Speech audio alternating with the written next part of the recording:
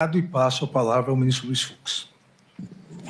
Boa tarde, ministro Alexandre de Moraes, nosso procurador-geral da República, doutor Paulo Gonet, os advogados aqui presentes e todos que assistem essa sessão.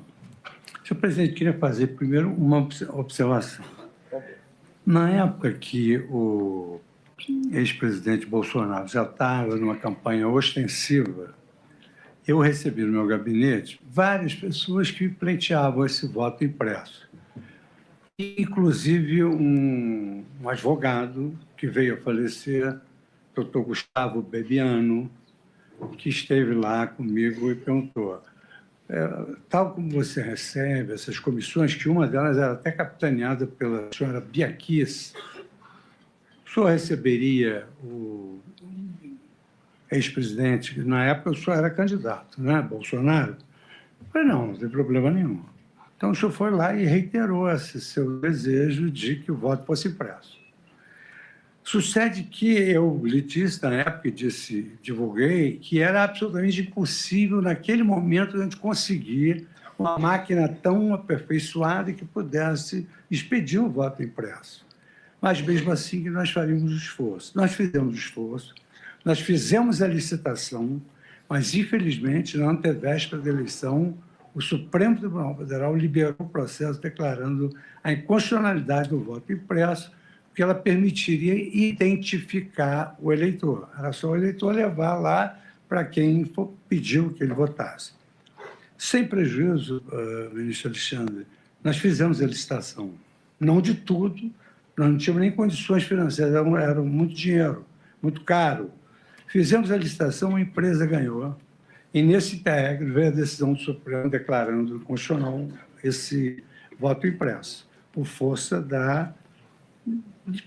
de que o voto seria secreto, porque ele poderia mostrar quem votou.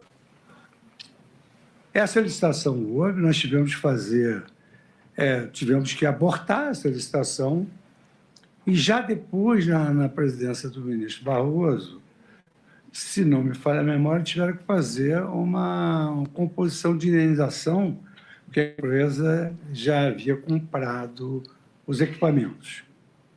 Mas, realmente, várias pessoas, vários acadêmicos me procuraram como presidente do TSE para implementar o voto impresso. E eu apresentei uma solução.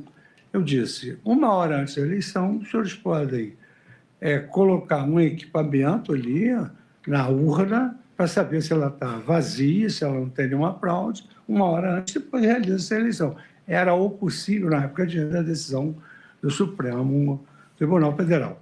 Mas era realmente uma pretensão sua de se instalar esse voto impresso. E assim como eu recebi com o Gustavo Bebiano, eu recebi a deputada Bia Kiss em companhia de vários cientistas que foram explicar.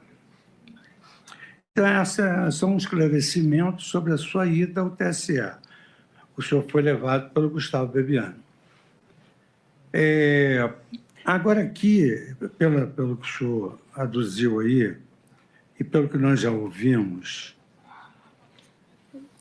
houve uma reunião que o senhor eventualmente escorregou no vocabulário e ofendeu autoridades, que receberiam dinheiro, enfim. Eu queria perguntar ao senhor se essa reunião foi divulgada ou grampeada. Foi grampeada. Que desde quando o episódio do Sérgio Moro, que ele falou que aquela reunião ministerial era prova de que eu interferia na PF, e depois o ministro... Eu não tinha obrigação de... Eu entendo que não é uma reunião como há numa Câmara de Deputados ou vereadores, né? Uma reunião reservada nossa. Eu pegava a reunião, a gravação, os melhores momentos para transformar em cortes.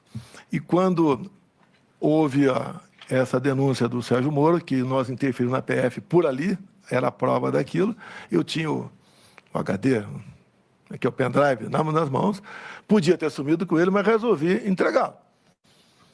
Podia ter falado, já destruí, entreguei. Fiz apenas um pedido para ele que 30, 40 segundos, por uma questão de política externa, não divulgar. Hoje eu posso até falar o que era 30, 40 segundos aqui, se eu tiver alguma curiosidade aqui. Tá? E o resto divulgar. E ele divulgou. e tinha ali contado 29 palavrões, tá? Quase 30, tá? Mas nada foi levantado de possível interferência na Polícia Federal. Então, essas reuniões nossas tinham essa marca, né? Que a partir dali eu falei, ninguém vai gravar mais nada. Alguém gravou essa reunião, que alguns apelidaram de reunião do golpe, como eu disse, né, 20, 30 pessoas com cartaz na frente, total mais de 40 pessoas, ninguém vai pensar em conspirar dessa forma.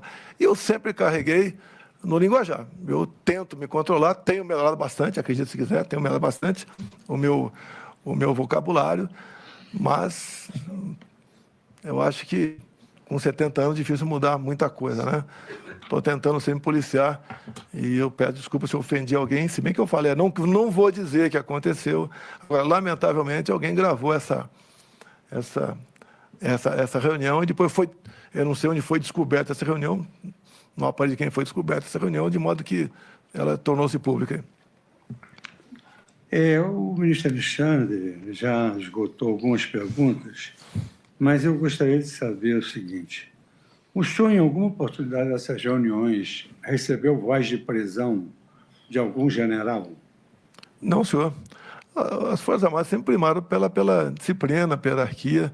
Então, aquilo falado pelo brigadeiro Batista Júnior não procede. Tanto é que foi desmentido pelo próprio comandante do Exército.